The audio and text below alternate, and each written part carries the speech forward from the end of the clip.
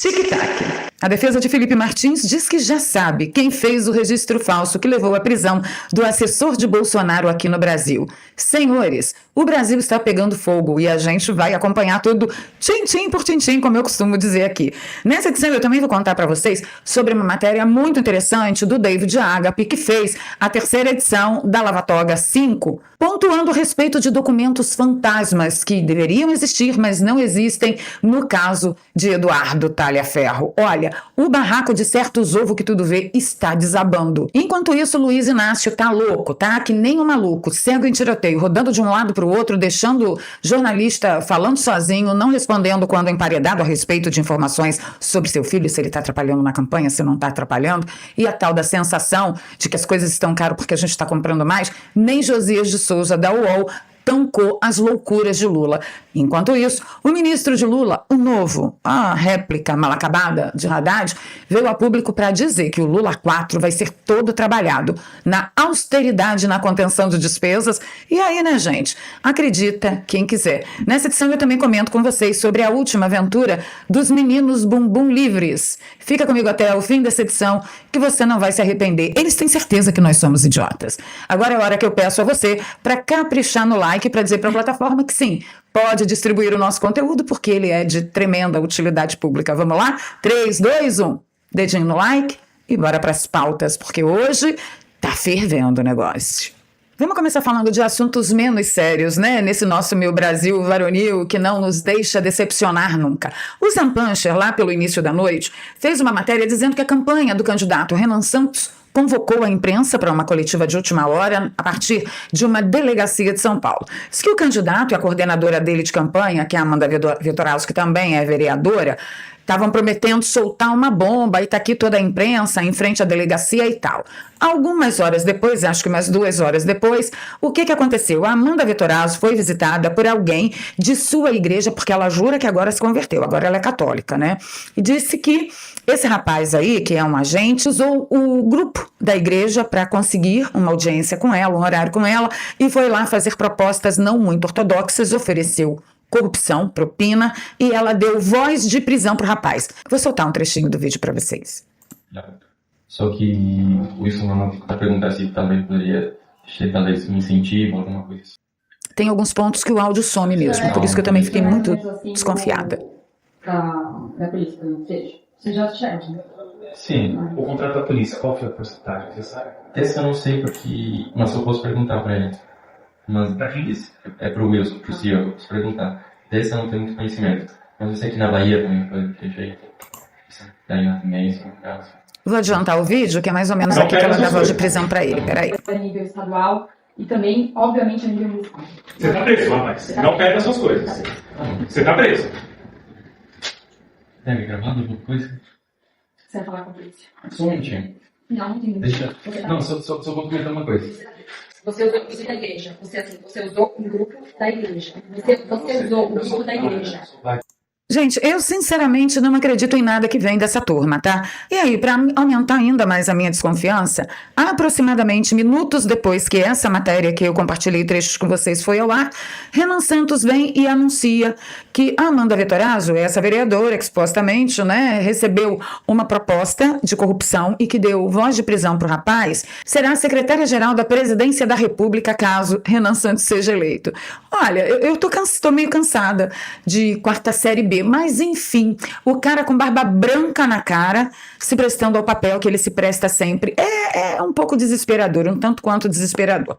Mas agora que nós já passamos, né, pelo setor de piadas, vamos para os assuntos mais austeros. Defesa de Felipe Martins diz que já sabe quem fez o registro falso nos Estados Unidos. A matéria, quem escreveu aqui, que eu estou compartilhando com vocês, foi o Cláudio Dantas. Vou aumentar um pouquinho a fonte. Olha que belezinha. Disse a defesa, né, de Felipe Martins, abro aspas, já sabemos quais os nomes dos envolvidos, já sabemos as mensagens que eles trocaram entre si dentro desse sistema. Quem afirmou isso foi o Ricardo Schaefer, que, segundo ele, porém, os nomes permanecem protegidos pelo sigilo do processo que tramita nos Estados Unidos. A declaração ocorre após o juiz federal, que eu passei aqui para vocês, o Gregory Presnell, determinar que autoridades dos Estados Unidos apresentassem documentos e comunicações internas para esclarecer como o registro incorreto foi inserido no sistema migratório. Vocês viram como a coisa lá nos Estados Unidos funciona realmente a contento, né? Rapidinho, semana passada, o juiz já deu a determinação para liberar todas as comunicações e essa semana, logo no início dessa semana, a coisa já está resolvida, já conseguiram chegar a quem foi o desgraçado que forjou um registro nos Estados Unidos para servir de prova que justifique a prisão de Felipe Martins. Brava, gente! Eu já tinha fechado essa edição, mas tive que voltar para contar para vocês o complemento da notícia a respeito do Felipe Martins.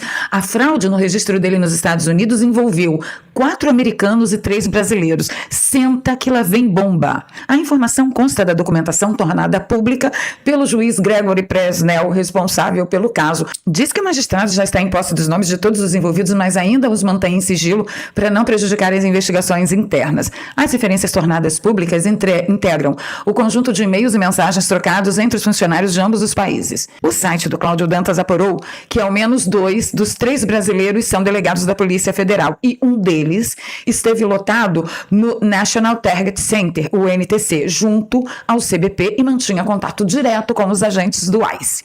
Embora esses nomes não sejam formalmente conhecidos, fontes ligadas ao processo suspeitam dos delegados Adriano Camargo e Marcelo Ivo, este último banido dos Estados Unidos após monitoramento ilegal de Alexandre de Ramagem em solo americano. Nós noticiamos isso aqui para vocês lembram? No Brasil, a rede de servidores conectados ao caso envolveria ainda, segundo esses relatos, o delegado Fábio Schor, então responsável pelo inquérito que levou à prisão de Martins, e os delegados Marco Bontempo e Luiz Eduardo Navarras Teles Pereira, ambos associados à tramitação das informações e ofícios internacionais que reproduziram a informação migratória.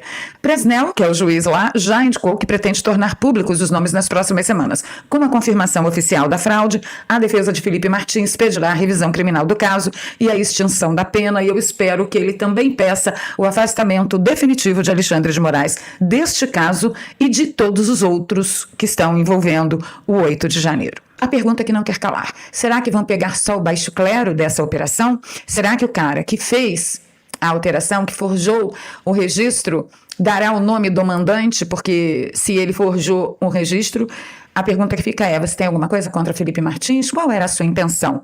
Prejudicá-lo no quê? E por que você queria prejudicá-lo? Porque só pode ser pessoal. Se não é pessoal, foi a interesse de quem? Deixa aí nos comentários para mim o que você acha. Você acha que existe um mandante? E será que o nome do mandante virá público? Como a gente está aqui no portal do Cláudio Dantas, olha essa outra reportagem que ele também fez sobre sócio de Lulinha ter feito um perfil fake para perseguir a Janja e Lulinha ter chamado Janja de barraqueira. Pega fogo Kengarau, vocês não estão entendendo, o negócio tá feio aqui. Diz que as mensagens recuperadas pela Polícia Federal no inquérito que investiga Lulinha mostram uma conversa entre ele e a lobista, a Luxinger, apontada pelos investigadores como sua sócia sobre ataques contra a primeira-dama, Janja da Silva. O diálogo parece que ocorreu no dia 29 de junho de 2025, integra o material analisado pela PF na investigação sobre suspeitas de tráfico de influência e corrupção envolvendo Lulinha e pessoas de seu círculo empresarial. Na conversa, Roberta relata a Lulinha que Calil Bittar, apontado até agora como sócio do filho do presidente, teria criado um perfil falso nas redes sociais para fazer ataques contra a Janja. Ao receber o relato, Lulinha reage, chamando a primeira-dama de barraqueira. Não tem nada muito importante aqui não, é só para vocês entenderem de uma vez por todas que não existe lealdade entre desleais e que todo ladrão, toda pessoa que se locupleta com dinheiro alheio, com benefício alheio, que forja privilégios que não são seus de verdade, elas tratam todo tipo de assunto com essa disfarçatez mesmo. Então estão aqui, né, os prints dizendo direitinho, contei da baixaria, que criou o perfil fake para falar mal da First. Aí o Lulinha diz, barraqueira. Aí a Roberta fala, o negócio é gigante, amado, é exatamente o que o Ellison faz. Então, tá aí, olha, eles se autoflagelam. E eu vou contar uma coisa mais importante de tudo para vocês. A autofagia vai começar já, porque a Luxinger já avisou que se ela cair, ela não cai sozinha. Com aquela coisa do vai cair eu, vai cair ele, o outro vai cair primeiro, eu não caio sozinha. já já eles vão começar a se autoproteger e um acaba tombando primeiro que o outro. Vamos aguardar, porque as cenas dos próximos capítulos estarão imperdíveis. E falando ainda de problemas na justiça, eu vou dar um resumão para vocês da magnífica reportagem do David Agap, que está lá no site dele, A Investigação, sobre a terceira reportagem da Vaza Toga 5, onde documentos fantasmas, os documentos deveriam estar no processo do Talhaferro, mas simplesmente os documentos sumiram. A defesa de Talhaferro, inclusive, está exigindo auditoria após mandado não constar na certidão do STF. Após a reportagem de A Investigação, que mostrou que o mandado de prisão usado contra Talhaferro não aparece em nenhum sistema oficial brasileiro, os advogados Paulo Faria e Felipe Rocha de Oliveira protocolaram um pedido urgente no Ministério da Justiça. Eles exigem a preservação dos arquivos originais, a reconstrução do caminho dos documentos enviados à Itália e, por fim, o aviso formal às autoridades italianas de que a autenticidade das peças está sob verificação. O mandado de prisão e o parecer da PGR, usados no pedido de extradição do Talhaferro às autoridades italianas, não existem no processo brasileiro.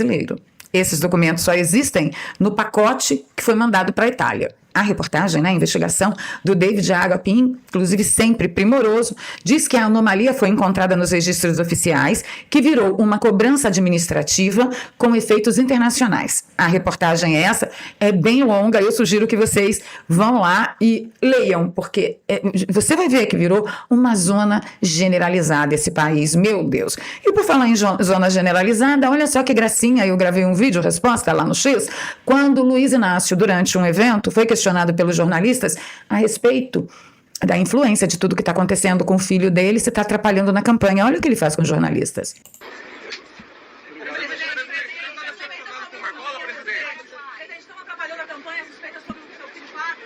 Presidente, o senhor está decepcionado com o...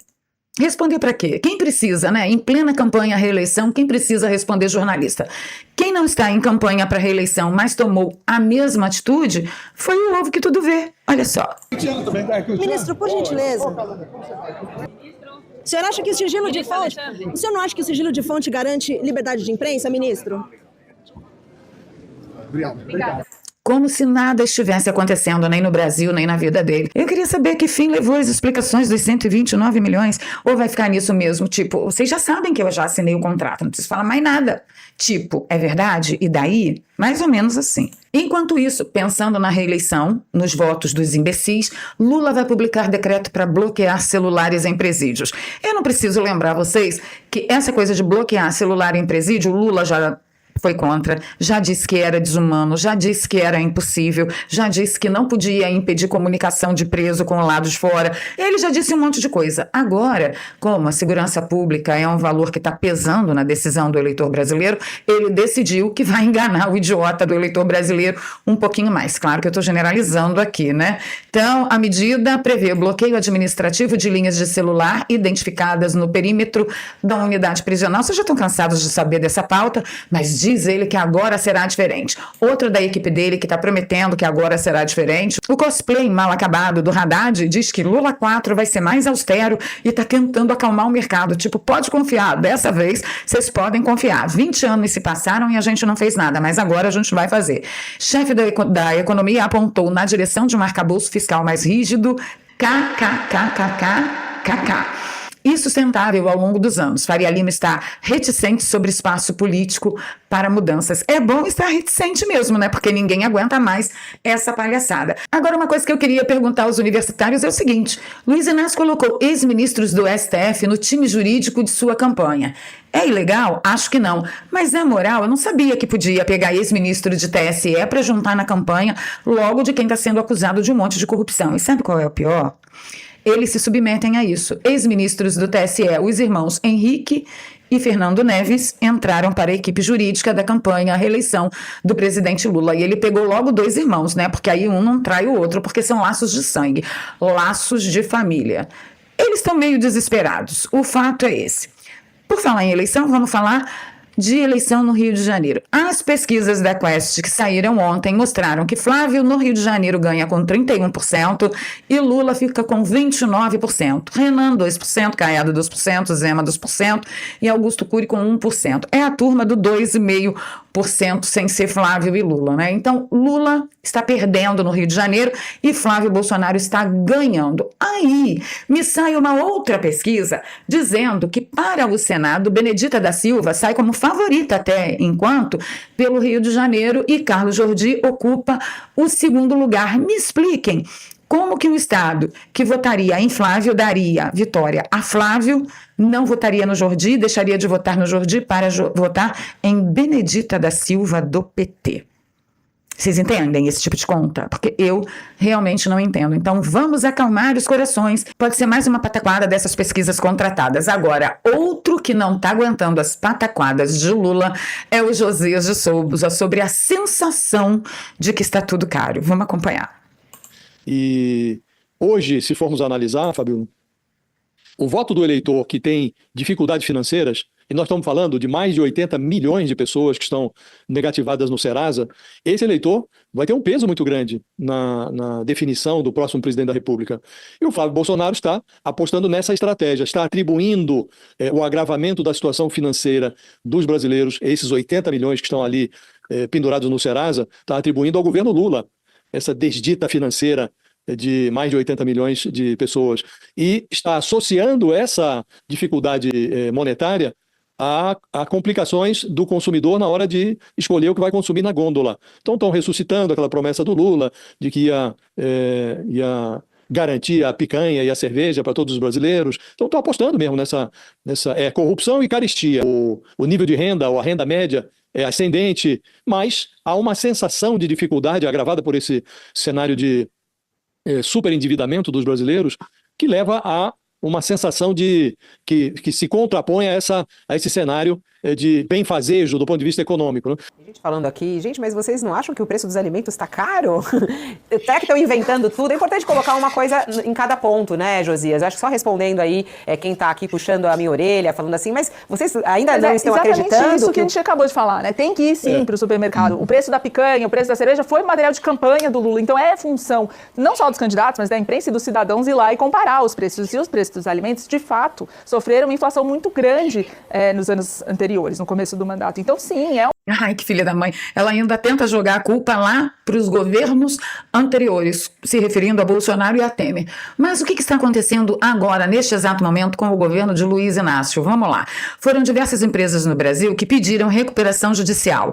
Casas Bahia, Marabras, Tokstok, Pão de Açúcar, Polishop, Estrela, Bombril, Casa do Pão de Queijo, Oncoclínicas, Habib's, Braskem e Conteminas. Agora, sabe qual foi a notícia que saiu ontem à noite?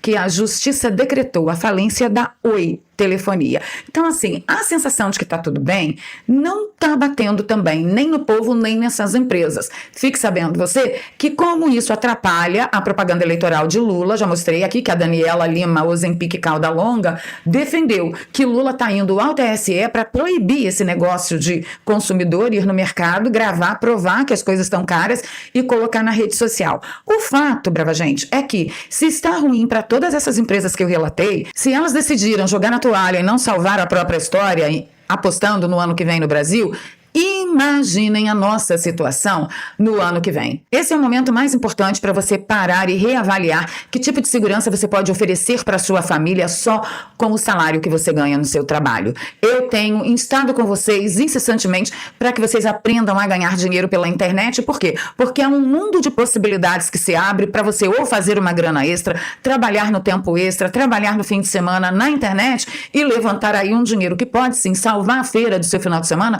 ou de repente, abrir uma nova possibilidade de uma nova profissão e novos negócios para você.